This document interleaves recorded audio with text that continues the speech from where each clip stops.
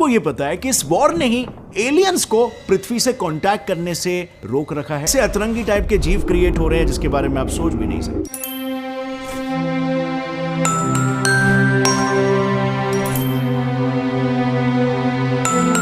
Hello friends, मैं हूं गौरव और आप सभी को हाल ही में हुआ रशिया यूक्रेन वॉर तो याद ही होगा। लेकिन क्या आपको यह पता है कि इस वॉर ने ही एलियंस को पृथ्वी से कांटेक्ट करने से रोक रखा है? No, I am not kidding. Basically इस वॉर के दौरान अनआइडेंटिफाइड फ्लाइंग ऑब्जेक्ट यानी कि यूएफओ एक्सपर्ट जिनका नाम है निक पोप, उनका यह कहना है कि एलियंस जो कई लाइट ईयर्स दूर से हमारे पृथ्वी पर नजर गड़ाए बैठे हैं, वो इन दोनों कंट्रीज के प्रिमिटिव बिहेवियर को देखते हुए हमसे अपना प्रेजेंस छुपा रहे हैं। आई नो, सुनने में थोड़ा सा इलॉजिकल लग रहा है, राइट? मतलब अब तक तो हमें एलियन का ए तक नहीं पता, तो कैसे कोई इतनी बड़ी बात बोल सकता है? लेकिन रिसेंटली हुए एक स्टडी के अनुसार हमारे मिल्की वे गैलेक्सी में 4 ऐसे प्लैनेट्स हैं जिस पर ऐसे एडवांस्ड एलियन सिविलाइजेशन पनप रहे हैं जो कभी भी हम पर हल्ला बोल कर सकते हैं।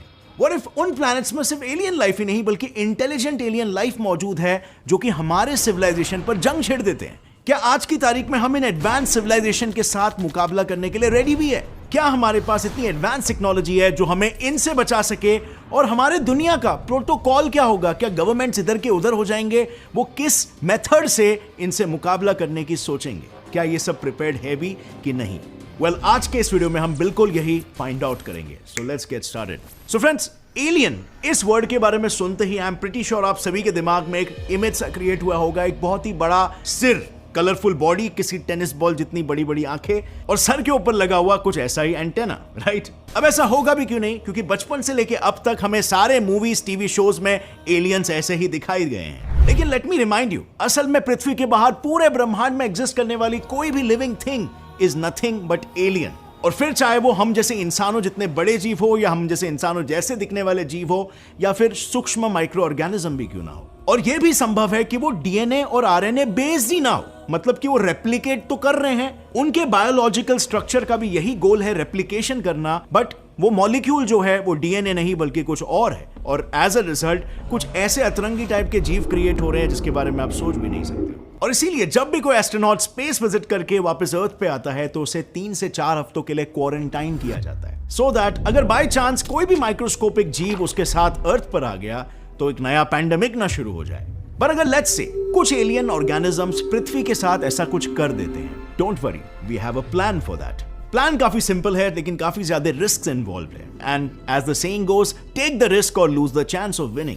और इसीलिए हम लोग ऐसे सिचुएशन में कैसे प्लान को इंप्लीमेंट करेंगे जो हमने हमारे हिस्ट्री से सीखा हुआ है। If you don't have the tech to fight even, then just fight dirty. और काइंड ऑफ हमें कुछ ऐसा ही करना होगा। फाइट का सबसे फर्स्ट स्टेप होगा use space debris. You see, space debris यानी बेसिकली नॉन कमीशन्ड सैटेलाइट्स और रॉकेट लॉन्च से निकले छोटे छोटे मेटल के टुकड़े। अब इन ऑब्जेक्ट्स का मास भले ही कम हो, लेकिन अर्थ के अराउंड रिवॉल्व करते करते उनकी स्पीड साउंड की स्पीड से भी कई गुना ज्यादा होती है, which creates a lot of kinetic energy. Essentially space debris में एक स्क्रू जितना छोटे से छोटा टुकड़ा भी किसी टाइटेनियम से बने स्पेसक्राफ्ट में होल करके उसे डिस्ट्रॉय कर सकता है। So, बस हमें अर्थ के अराउंड एक डीब्रीज से भरा हुआ प्रोटेक्शन लेयर बनाना है जो हम बना सकते हैं हमारे प्लैनेट के अराउंड घूम रहे ओन सैटेलाइट्स को डिस्ट्रॉय करके। This can be done as a defensive measure to protect ourselves. अब ये shield large amounts of alien spacecrafts को ऑर्बिट में एंटर करने से रोकेगा। और जैसे ही ये ऑर्बिटल फाइट की शुरुआत होगी, फिर हम बढ़ेंगे अपने दूसरे स्टेप की ओर, attack during entry. You know, think of this like कि आपका एक फोर्ट है खुद का और आप दुश्मनों को अपने फोर्ट पे कब्जा करने से रोक रहे हो, जैसे हिस्ट्री में पुराने लीडर्स किया करते थे। तो जैसे कोई स्पेसक्राफ्ट अर्थ के एटमॉस्फेयर में एंटर करता है, तब एयर के साथ हो रहे फ्रिक्शन की वजह से 11,782 डिग्री सेल्सियस जितने टेम्परेचर, जो कि सन के टेम्परेचर्स के मुकाबले 2 गुना ज्यादा है, उसे वो टेम्परेचर को फेस करना पड़ता है। एंड इवेंचुअली इतनी एक्सट्रीम हीट और थर्मल एनर्जी स्पेसक्राफ्ट के बहुत से कम्युनिकेशन डिवाइसेस और ऑन बोर्ड सेंसर्स को नाकाम कर देती है। अब अगर एलियन स्पेसक्राफ्ट्स को भी ऐसे इफेक्ट्स को फेस करना पड़ता है, तो उसी समय हम यूज करेंगे terminal high altitude area defence system, जो यूएस की एक anti ballistic missile defence system है, जिससे शॉर्ट, मीडियम और इंटरमीडिएट रेंज बैलिस्टिक मिसाइल्स को शूट डाउन करने के लिए डिजाइन किया गया है। इससे होगा यह कि उनके सेंसर्स काम करना बंद कर देंगे। अब अगर सेंसर्स ही नहीं होंगे तो किसी ऑब्जेक्ट को वो डिटेक्ट कैसे कर पाएंगे? और जैसे ही उनके सभी सेंसर्स डीएक्टिवेट हो जाएंगे, फिर आएगी स्टेप 3 की बारी, न्यूक्लियर वॉर। इसमें हम यूज करेंगे गोरिल्ला वॉरफेयर, जो कि best of the best war tactics में से है। बेसिकली इसमें होता यह है कि अपनी एनिमी पर बिना उसके जानकारी के आप हमला कर देते हो। मतलब पहले तो हमारी आर्मी इसको 2 टुकड़ों में डिवाइड किया जाएगा। जब पहली वाली टुकड़ी वॉर में हमला करेगी तब दूसरी वाली टुकड़ी छुपकर दुश्मन का इंतजार करेगी। जैसी एनिमी आर्मी इस वॉर में शामिल हो जाएगा, छुपी हुई फोर्स इन पर अटैक करने लगेगी और दुश्मन का द एंड हो सकता है। पर एक मिनट, प्लान सुनकर ज्यादा एक्साइटेड या खुश होने की जरूरत नहीं है, क्योंकि अब तक हमें तो ये पता ही नहीं है कि हमने जिन्हें खत्म करने के लिए जो प्लान्स बनाया वो असल में दिखते कैसे हैं और उनकी जरूरतें क्या है। क्या पता हम जो न्यूक्लियर वेपन्स यूज करने का प्लान कर रहे हैं उनका बायोलॉजिकल स्ट्रक्चर कुछ ऐसा है कि वो सभी उन्हें तबाह करने की जगह उन्हें और भी ज्यादा पावरफुल बना रहे हैं। I mean, ये भी तो हो सकता है ना कि उनका पैरेलल एवोल्यूशन कुछ इसी तरीके से हुआ है। जो चीजें हमारे लिए हार्मफुल है वो उनके लिए हार्मलेस हो और हमारे एनवायरनमेंट में ही उन्हें हमारे ही खिलाफ एक अनफेयर एडवांटेज मिल जाए। पर रुको, इस वॉर के बीच हम एक सिंपल सा रास्ता तो भूल ही गए, जिसे हम आम तौर पर कब से यूज करते आए हैं, 2 कंट्रीज के बीच में चल रहे वॉर के टाइम पर भी। यस, दैट्स नेगोशिएशन, यानी पीसफुली आमने सामने बैठकर कम्युनिकेशन करना और प्रॉब्लम का हल निकालना जो कि दोनों के म्यूचुअल इंटरेस्ट में हो। बट ये कोई रियल प्लान नहीं है, क्योंकि अब तक किसी भी देश की गवर्नमेंट ने एलियन इन्वेजन के लिए कोई भी प्रोटोकॉल्स नहीं बनाए हैं और नेगोशिएशन के पैरामीटर्स भी सेट नहीं किए। पर उनके बेसिक प्रोटोकॉल्स क्या होंगे उसे हम प्रेडिक्ट कर ही सकते हैं। तो पहला ऑब्वियसली होगा लॉकडाउन, जिसके साथ डील कैसे करने का ये तो हम पिछले 2 सालों में अच्छे से सीख ही गए हैं। और अगर सिचुएशन और भी ज्यादा खराब होते हुए नजर आ रही होगी तो दूसरा इंपॉर्टेंट ऑप्शन हो जाएगा कोल्ड वॉर दौरान बनाए गए बड़े बड़े बंकर्स, जिसमें लाखों लोगों को आराम से छुपाया जा सकता है। पर देखा जाए तो ये सब की शायद जरूरत ही ना पड़े, क्योंकि ऐसे लास्ट मोमेंट तक प्रॉब्लम को इतना बढ़ने नहीं दिया जा सकता, राइट? क्योंकि डिस्ट्रक्शन बहुत ही ज्यादा होगा। And that is why we have Sethi, जो कई लाइट ईयर्स दूर से आ रहे एलियन सिग्नल्स को पहले ही डिटेक्ट करके हमें सावधान कर देता है। अब सेटी क्या है और कैसे काम करता है ये सब तो मैंने पहले भी वीडियोस में डिस्कस किया है, पर चलो इसे एक बार शॉर्ट में रिकॉल कर लेते हैं। वेल, सेटी यानी search for extra terrestrial intelligence, जिसका खुद का एक रेडियो टेलीस्कोप है, एलन टेलीस्कोप एरे, जिसे 2007 में लॉन्च किया गया था। ये टेलीस्कोप का फंक्शन भी बाकी टेलीस्कोप जैसा ही सिंपल है, पर इसकी खास बात यह है कि 24 घंटे 4 डिफरेंट बैंड्स में एक साथ कई सारे कॉस्मिक स्ट्रक्चर के लो एनर्जी वेव्स को डिटेक्ट करके स्टडी करता है। लेकिन फिर भी रिसेंट ईयर्स में इतने सारे सस्पिशियस सिग्नल्स को ऑब्जर्व करके बिना उस पर कोई रिसर्च किए उन्हें एलियन सिग्नल्स का नाम दे दिया गया है। और इन न्यूज को सुनकर कई सारे लोगों ने इस पर आंख बंद करके विश्वास भी कर लिया, और इन्हीं सस्पिशियस सिग्नल्स की वजह से इन सभी के पीछे का सच समझना काफी डिफिकल्ट हो गया। और इसीलिए सेटी ने एक ऐसा डिवाइस लॉन्च किया है जिसकी मदद से आप खुद घर बैठ के सिग्नल्स को स्टडी करके ये एलियन सिग्नल है या नहीं इसका पता लगा सकते हो। और वो डिवाइस है रियो स्केल कैलकुलेटर। इस स्केल को एस्ट्रोनॉमर्स आइवन एल्मोर और जिल टार्टर ने डेवलप किया है, सो दैट हमें पता चले कि हुई डिस्कवरी कितनी इंपॉर्टेंट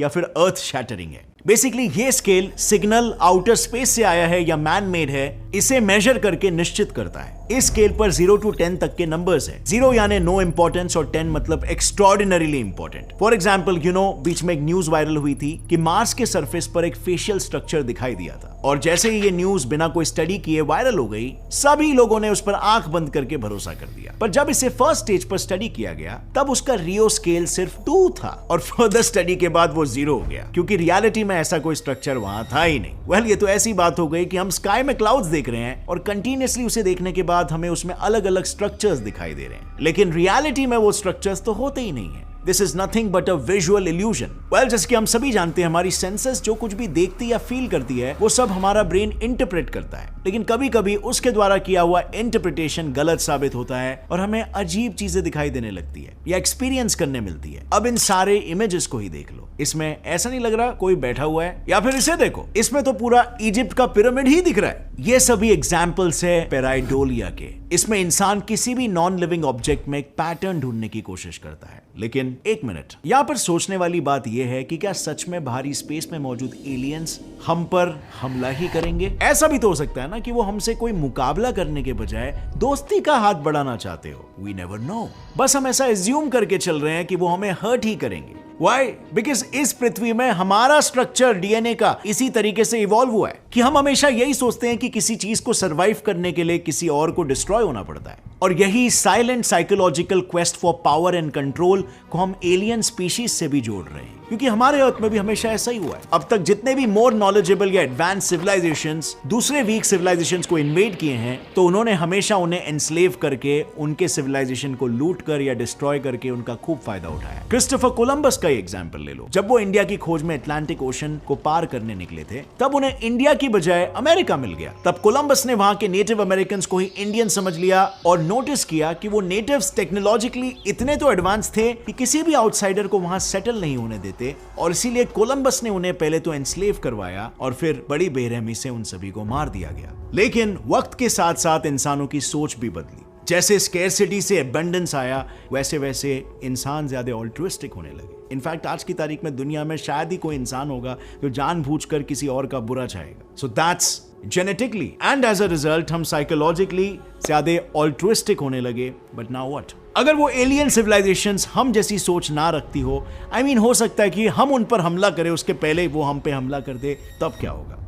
लोगों का यही रिएक्शन टेस्ट करने के लिए 1930s में यूएस में जब एक रेडियो शो पर एलियन अटैक की फेक न्यूज वायरल हुई थी, तब पूरे यूएस में अफरा तफरी मच गई थी। सब लोग लिटरली घर वर छोड़ के भाग रहे थे। इनफैक्ट कुछ लोग तो ऐसे भी थे जो एलियंस के हाथों ना मरे इसीलिए खुद सुसाइड करने का रास्ता चुन रहे थे। व्हिच क्लियरली शोज कि गवर्नमेंट का तो पता नहीं, लेकिन लोग तो क्लियरली रेडी नहीं है। What about you? Are you guys ready for an alien invasion? आपका रिएक्शन क्या होगा अगर ऐसा कोई इन्वेजन हो गया तो? अगर इस वीडियो से आपको कुछ भी नया सीखने मिला, एक लाइक जरूर ठोकना। Get set fly science channel को अभी सब्सक्राइब कर लो और बेल नोटिफिकेशन दबाओ ताकि आगे आने वाली हमारी कोई भी वीडियो की अपडेट। और नीचे जो वो सब्सक्राइब का बटन है ना, उसको हिट करो। देखो मत।